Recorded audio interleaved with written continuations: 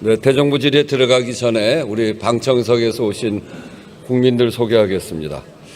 이하경 의원실에 경기 군포 지역 주민들 오셨고요.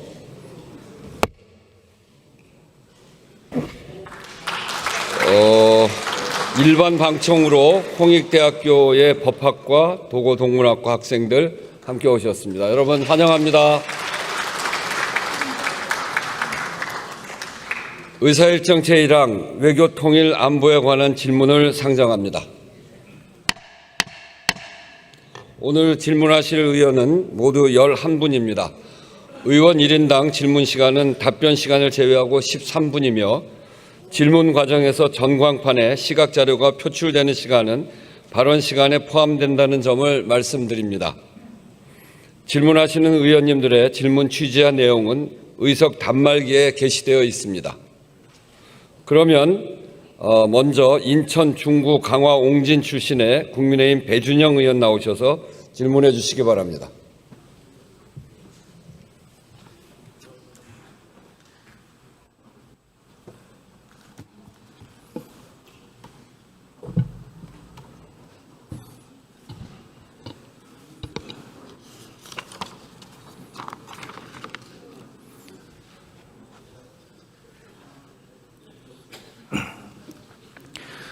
존경하는 국민 여러분, 우원식 의장님과 선배 동료 의원 여러분, 한미 관계가 백척간두의 위기에 있습니다. 300명 넘는 대한민국 국민이 미국에서 쇠사슬에 묶이고 수용소에 갇혔습니다. 장갑차 헬기에 마약 단속구까지 나섰습니다. 엊그제 인천 상륙작전 행사에 온 미군들은 한미 관계를 아이언클래드 얼라이언스, 즉 철통 같은 동맹이라고 했지만 광화문에 나온 반미 단체는 쇠사슬에 묶인 아이언 체인 얼라이언스라고 비꼬고 있습니다. 간신히 수습했다고 하지만 해결된 것은 아무것도 없습니다. 미국 정부는 여전히 이재명 정부를 신뢰하지 않고 관세 협상은 도돌이표처럼 돌아가고 있고 비자 확대는 이제야 적극적으로 나선다고 합니다. 이재명 대통령은 지난 정상회담 때 막대한 헌납과 달콤한 말로 백악관에서 모욕적인 장면만 모면했을 뿐입니다. 그러나 해결되지 않은 문제들을 미국에 있는 300여 명의 국민들이, 미국에 진출했거나 진출하려는 기업들이, 그리고 우리 국민들이 고스란히 떠안았습니다. 이재명 정부는 국민의 안전과 생명, 재산을 지킬 의지도 실력도 없습니다. 이재명 대통령은 다시 미국으로 가서 잘못된 것을 바로잡고 문제를 해결하고 와야 합니다. 한미 상호방위조약으로 우리를 지금껏 지켜주던 미국을 왜 이렇게 돌려 세웠는지 국민들은 충격에 빠져 있습니다. 오늘 이 자리를 통해 무엇이 잘못됐는지 밝히도록 하겠습니다.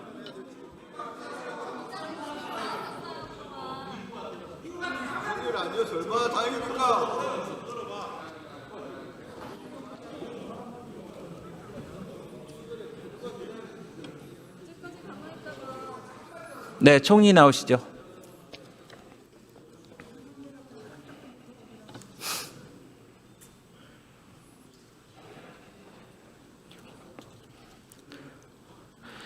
네, 조지아 사태에 대해서 묻겠습니다. 대한민국 국민이 이렇게 대규모로 미국에 구금된 사례가 있습니까? 없습니다. 미국의 우방국 국민들이 이렇게 대규모로 구금된 일이 있습니까? 제가 아는 바로는 없습니다. 미국의 불법 체류자 1,400만 명 중 한국인의 비율이 얼마 정도 되는지 아세요? 다시 한번 말씀해 주십시오. 미국의 불법 체류자 1,400명 중에 한국인의 비율이 몇 명 정도 될 것 같아요? 몇 퍼센트? 불법 체류자 1,400명 중에 10,000명. 1,400만 명 중에 한국인의 비율이 얼마나 되는가 말씀해 주십시오. 1%가 안 됩니다. 미국에는 우리나라 공장 외에 일본과 EU의 공장이 이렇게 많이 있습니다. 파란색으로 표시한 것이 일본과 EU의 공장들입니다. 빨간 게 우리나라인데요. 그런데 협상 중인 우리나라 공장만 콕 집어서 대규모 체포를 했습니다. 다른 공장도 우리와 그리 다르지 않을 텐데 왜 우리나라 공장만 표적이 됐다고 생각하십니까? 미국 측에서도 그래서 유감을 표시했습니다. 이번 조지아 사태 우리 정부의 책임이 있다면 무엇입니까? 100여일 전에 새 정부를 시작할 때까지 해결되지 않았던 문제를 지난 100일 사이에 미처 해결하지 못하고 이런 상황을 맞이하게 되는 것을 대단히 유감으로 생각하지만 반드시 해결해 내겠습니다.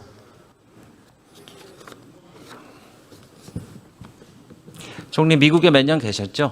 네. 네. 지금도 미국 변호사 자격증이 있으십니까? 네, 있습니다. 미국에서는 토요타 캠리가 현대 소나타보다 비싼 차로 알려져 있는데 아시죠? 그렇습니다. 네. 그런데 오늘부터 변동되는 관세를 그대로 적용한다면 소나타가 캠리보다 비싼 차가 됩니다. 한미 정상회담을 두고 대통령실 대변인은 합의문이 굳이 필요 없을 정도로 서로 이야기가 잘 된 회담이었다라고 자평했는데 원칙적으로 공감하십니까? 저 당시에는 아마 한미 양국 다 저런 평을 했던 것으로 기억합니다. 미국에 대한 최대 투자국이 어딘지 아세요? 어떻게요? 경청하십시오. 미국에 대한 최대 투자국이 어딘지 아세요? 최대 투자국? 네. 어딘가요? 우리나라입니다. 14개 주에 83만 개 일자리 만들었고요. 2024년 6월까지 누적 금액이 2,863억 불을 투자했습니다. 근데 이번에 대한민국이 원래 미국에 투자하기로 한 돈이 3,500억 불, 486조 원입니다. GDP의 19.6%나 되는데 너무 많은 금액 합의해 준 거 아닙니까? 우리에게도 장기적으로 도움이 되는 액수다라고 생각하면 긍정적이고 의미 있는 액수라고 볼 수 있고, 우리가 그냥 일방적으로 줘야 되는 액수라고 생각하면 과한 액수라고 볼 수 있고, 보기에 따라서 내용을 정하기에 따라서 다를 것 같습니다. 그래서 지금 협상이 진행되고 있습니다. 의미 있는 액수다. 그런데 우리 정부는 우리 기업들을 패키지로 더 투자하게 만들었어요. 대통령과 동반한 우리 기업들이 추가로 투자하기로 한 게 1,500억 불입니다. 이거 언제 결정된 겁니까? 기업들이 자발적으로 또는 부가적으로 투자한 부분에 대해서 우리 정부는 우리 기업들이 더 투자하게 만들었다라고 표현하시는 것에 대해서는 이해하기도 어렵고 동의하기도 어렵습니다. 강요하신 건 아니고요. 과거에는 그렇게 강요하셨습니까? 합치면 5천억 불입니다. 이것이 우리 GDP의 28%입니다. 일본은요, 약속한 게 5,500억 불인데 GDP 13.4%입니다.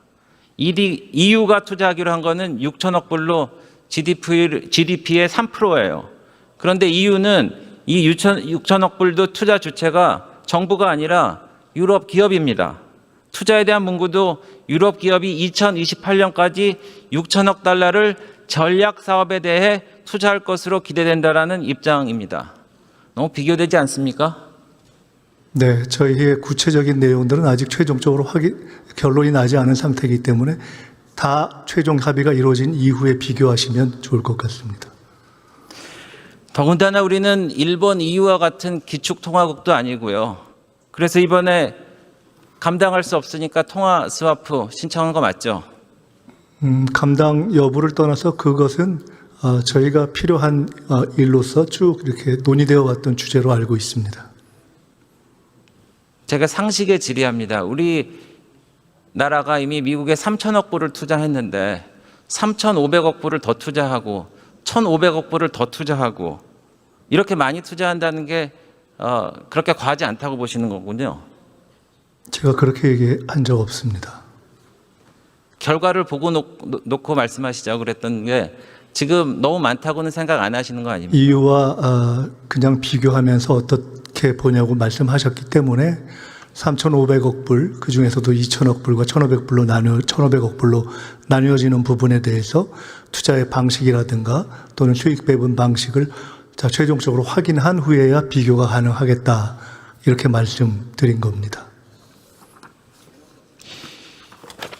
이 투자는 일자리를 창출하는데 건설 신규 투자 1조 원이 증가하면은 일자리 10,000개가 창출된다고 합니다. 대미 투자액 5천억 불이면은 697만 개의 일자리를 창출할 수 있어요.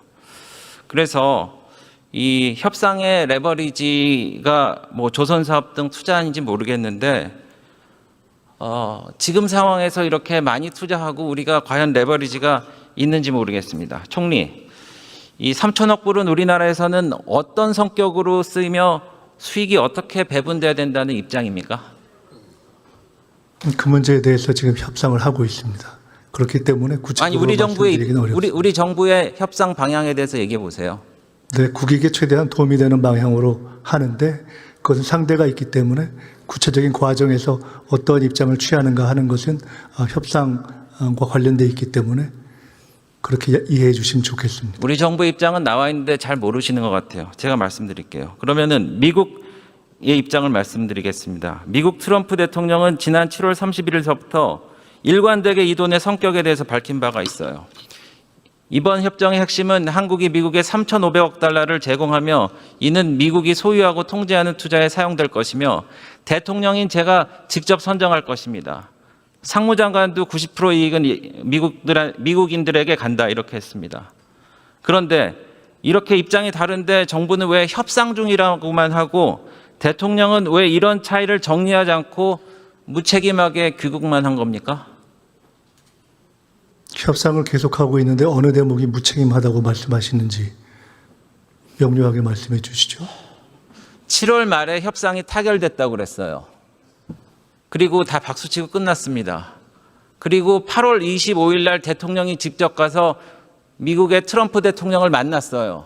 근데 3,500억 그 이후에도 아무것도 정해진 게 없습니다.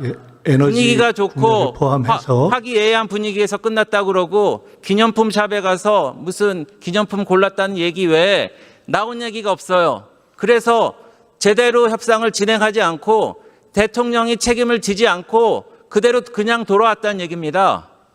화기애애한 분위기에서 끝난 것도 의원님이 말씀하신 대로 맞고 그리고 그때 큰 틀의 액수를 정리한 것도 맞고 그리고 그때 이미 구체적인 내용에 대해서는 추가 협상이 될 것이다. 심지어 그런 것이 뉴노멀이 될 것이다. 라는 표현까지 쓰면서 이야기했던 것을 의원님께서 기억하실 수 있지 않을까 싶습니다. 총리, 기업으로 하여금 미국 투자를 하게 하려면 도와줘야 됩니다. 근데 이번 정부 여당은 노란봉투법을 통과시켰어요. 그래서 사업 경영상의 결정을 이유로 쟁의할 수 있는 거 아시죠? 그래서 GM 인천 공장은 한국 전기차 개발 포기하고 노란봉투법 처리하지 않으면 미국으로 철수한다고 그랬습니다. 현대차 노조는 해외 공장 설립은 물론 조립 공장을 증설하는 경우에도 쟁의에 나설 수 있다고 그러고 기아차 노조도 로봇 생산은 한국에서 생산하라고 합니다. 이러지도 저러지도 못하게 만든 거 아닙니까? 새로운 법 하에서 노조가 또 어떤 새로운 그 분쟁이 시작되게 되려면 그 또한 그 노동 조정위원회의 그 결론을 나야 그것을 거쳐야 됩니다. 그렇기 때문에 지금 어떤 의견이 있다고 해서 그것이 바로 분쟁으로 가는 것은 아니다. 이렇게 말씀드릴 수 있습니다. 총리 사선 의원이자 재정경제위원도 하셨잖아요. 우리 헌법 60조 1항을 보면은 국가나 국민에게 중대한 재정적 부담을 지우는 조약 또는 입법 사항의 경우 국회의 동의나 비준을 받도록 하고 규정하고 있습니다. 어떻게 생각하십니까? 어떻게 생각하다니요? 이번 협상과 관련해서 어떻게 연관성이 있냐 이 말씀인가요? 제대로 들으세요. 이번 협상에 대해서 국회에 아니 그 조항을 읽으신 다음에 어떻게 생각하냐고 여쭤보셨기 때문에 이미 존재하는 법률 조항에 대해서 어떻게 생각해야 되냐 하는 질문이 조금 더 명료하게 말씀해 주셨으면 좋겠다 해서 다시 말씀드린 말씀드릴게요. 겁니다. 이번에 3,500억 불을 투자하는 건에 대해서 국회 비준이나 동의가 필요하다고 생각하십니까? 필요 않다고 생각하십니까? 일률적으로 말씀드리기는 어렵고요. 최종 협상이 진행되고 결론이 나는 시점에 국회의 동의가 필요할 수도 있다. 조금 전에 말씀하신 것처럼 꼭 어떤 협상, 또 동의를 요하는 조약의 형식이 아니더라도 재정적 부담을 지울 수 있는 부분에 대해서도 국회의 동의를 받을 수 있는 내용이 있기 때문에 그렇게 되면 국회의 동의를 요청하고 또 구하는 과정을 밟아야 된다 이렇게 생각합니다. 3,500억 달러를 우리 인구인 5,100만 명으로 나누면요. 우리나라 사람당 부담해야 돈이 부담해야 되는 돈이 940만 원입니다. 참고로 알아두십시오. 네, 외교부 장관 나오시죠. 네, 들어가시면 네, 좋습니다. 그 매우 중요한 재정적 부담을 전 국민에게 지울 수 있는 문제이기 때문에 최근까지 아주 긴밀하게 그러나 끈기 있게 그리고 쉽사리 결론 내지 않고 협상을 하고 있다 말씀드리겠습니다. 감사합니다. 네.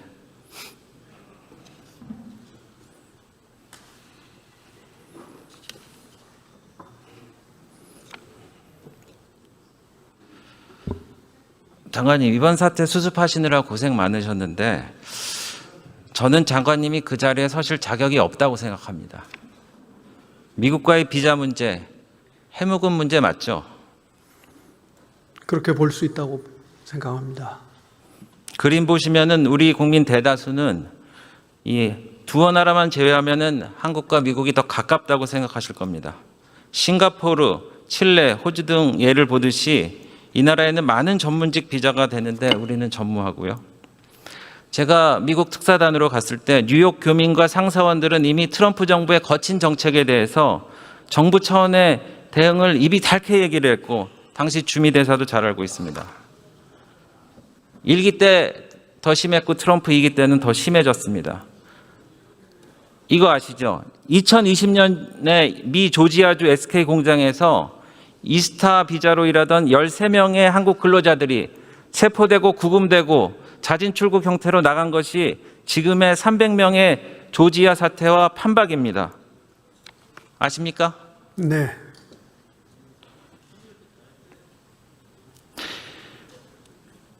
이번 대규모 투자가 이번 정상회담의 주요 의제였는데 장관은 대통령께 비자 문제를 정상회담의 주요 주제로 담아야 된다고 건의 안 하셨습니까? 한미 양측에서 정상회담의 합의문을 준비하는 과정에서 이 이슈를 저희들이 제기했습니다. 다시 묻겠습니다. 트럼프 대통령과 이재명 대통령 간의 비자에 관한 논의가 이번에 정상회담이나 비공식 회담에서 있었습니까? 정상회담에서는 있지 않았습니다. 없었죠? 장관님, 이렇게 중요한 현안을 빠뜨리는 게 말이 된다고 생각하십니까? 지금 주미대사도 공석이고 많은 통영사들이 귀국돼서 아틀란타 통영사를 비롯해서 많은 영사 업무 담당자들이 공석이에요. 이래도 되는 겁니까? 네, 그 사태가 일어나는 즉시 저는 주미 총영사를 현장으로 파견을 시켰습니다. 이재명 대통령이 거래 기술이라는 책을 읽고 가셨는데 오독한 것 같습니다. 레버리지라는 게 있는데요. 비자 문제가 이렇게 중요한 일이면은 정상회담 때 우리가 이렇게 투자금을 많이 갖고 갔으니까 비자 문제를 해결해 달라고 이야기를 했어야 됩니다. 어떻게 생각하십니까? 네, 제가 다시 한번 쭉 생각해 보았습니다.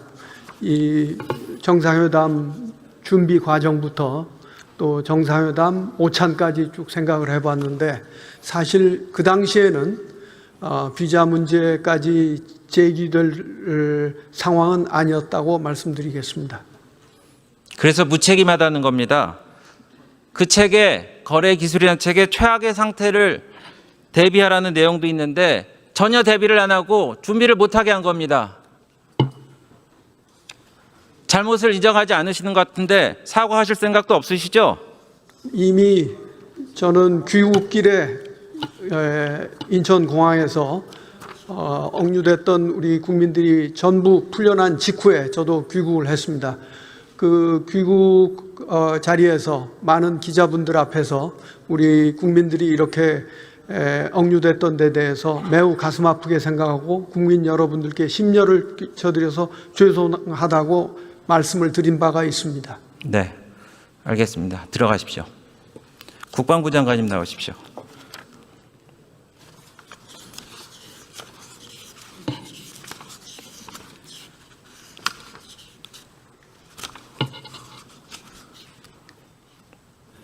네, 법무 장관입니다. 지금 군에서는 여러 가지 안 좋은 사건, 사고들이 일어나고 있습니다. 최근 한 달간의 군의 사고는 심각합니다. 인천서 해병 병장이 총기로 사망하고 초급 간부가 극단적인 선택을 했는가 하면 강원도 최전방에서 간부 1명이 사망했고 훈련 중 폭발 사고로 10명이 다쳤습니다. 해명과 사과가 필요하실 거면 말씀해 주십시오. 네, 우리 군은 이 상황에 대해서 굉장히 엄중하게 지금 판단하고 있고, 그래서 우리 군의 정밀 진단을 지금 실시하고 있는 중입니다. 그걸 바탕으로 여러 가지 대응책을 세우겠습니다. 사과는 안 하십니까?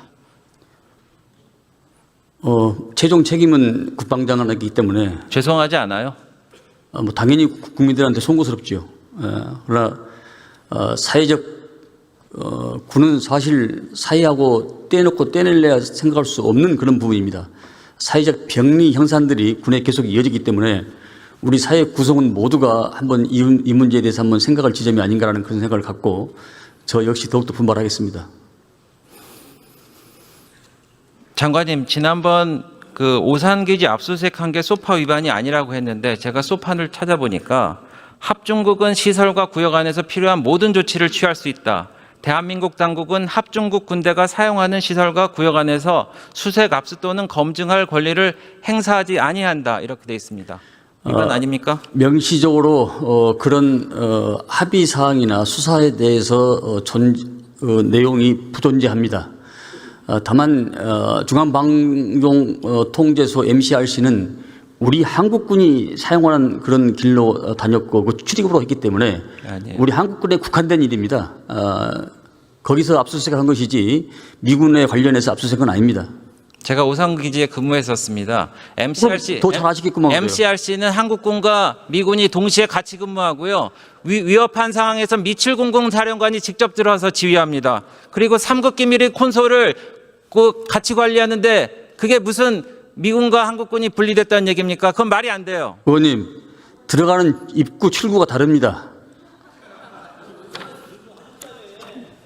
나중에 책임지실 수 있습니다. 네, 네, 예. 네, 들어가십시오. 네.